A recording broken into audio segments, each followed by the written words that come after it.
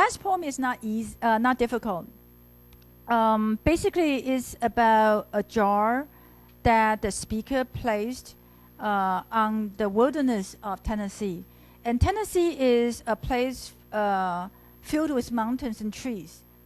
Okay, so it's a place less cultivated, to represent for the poet the wilderness. Okay, and so let me read it. And you can, when you read, when you listen to my reading, make sure that you pay attention to the iambic rhythm. It's mostly iambic, but then the parts that I mark, especially when wilderness is mentioned, we get the dactyl, 就是三音部，三音节的音部 dactyl， 然后第一个重音在第一音节上 ，OK。iambic 不要忘记是两音节的一个音部，然后重音是在第二个音节。好 ，I placed a jar in Tennessee, and round it was upon the hill. It made the slovenly wilderness surround that hill. The wilderness rose up to it and sprawled around, no longer wild. The jar was round upon the ground, and tall and overpoured in air. It took dominion everywhere. The jar was gray and bare. It did not give off bird or bush, like nothing else in Tennessee. So you see the general rhythm, and then, but then it made the slovenly wilderness, stand out, because out of the regular rhythm, because wilderness is an element in this poem different from the jar. Okay, and the jar here, the poem is kind of abstract, showing how the jar produces some impact on the whole surrounding. Okay, this jar is a kind of jar like this. It is round, okay, and just a kind of artifice. So the jar is placed upon a hill, and the emphasis is on the roundness of the jar. Okay, and also, so the round here is presented twice, and round it was, and the jar was round. And also the ounce sound is repeated because upon the ground. And then the wilderness surrounds the jar. Okay, so basically there is this effect of the repetition of the ounce sound to show how wilderness responds to the jar, to its influence. Okay, so let me read it. It made the slovenly wilderness surround that hill. So then the question is, why does the jar have this influence on the wilderness to make the wilderness surround that hill, as if the jar on the hill is the center of all the surroundings? Okay, so that's one question. And then let's see, so this is the first stanza. The second stanza shows the wilderness action, the action of the wilderness, that it rose up to the jar. It sprawled around it, no longer wild. So the wilderness becomes domesticated, no longer wild, okay? And then again, the description of the jar. The jar was round upon the ground and tall, overpoured in air. Overpoured means posture, a very elegant posture in the air. Okay. It took dominion everywhere. So the jar dominates. The jar on the hill dominates everything. But the jar was gray and bare.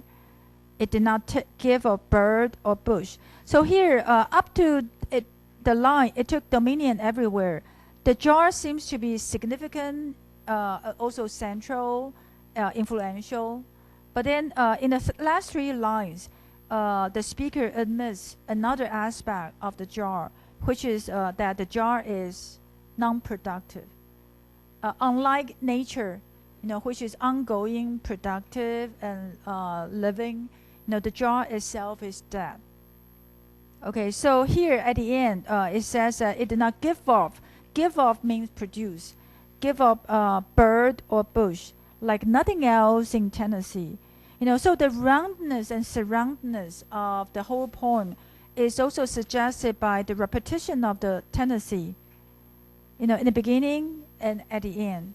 But basically, I think the poem shows how the jar has a kind of organizing influence to the surrounding.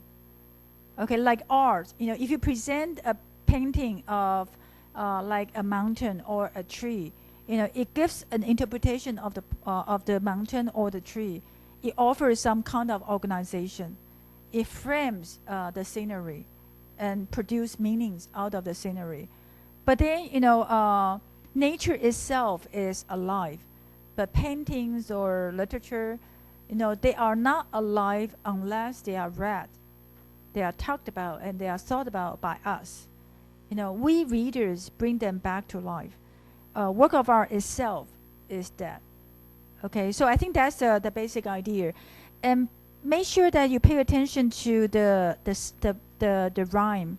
Like Musée des Beaux-Arts, it's not consistently rhymed.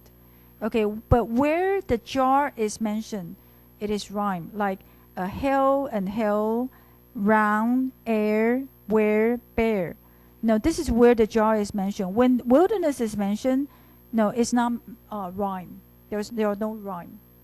Okay, so again, in this poem, like in Musée des Beaux-Arts, there is this opposition between the overall iambic meter and occasional dactyl or other meters. Okay, and then the rhyme lines versus the unrhymed lines to suggest a kind of opposition between nature and art.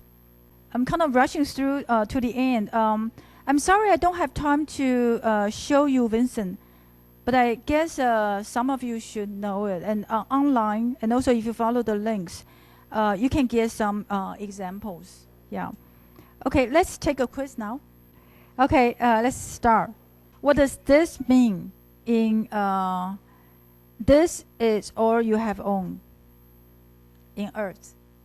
This means all the interactions implied in the previous part. Okay, this is all you have owned, and you cannot be dispossessed of those interactions. Next one. I guess this has to do with the debate I had with Weber about what a snake means. There's no clue to show that the snake is evil in this poem. But when Weber says the snake is it's possible for the snake to attack, I think it's plausible. It's a plausible interpretation, but not to say that the snake is like Satan. There's no biblical implication in this poem. Yeah. Okay. Yeah, choose the wrong one. So those of you who chose number 1 and 2, did you get my question wrong? Yes, there are a lot of explosive sounds in the first 4 lines.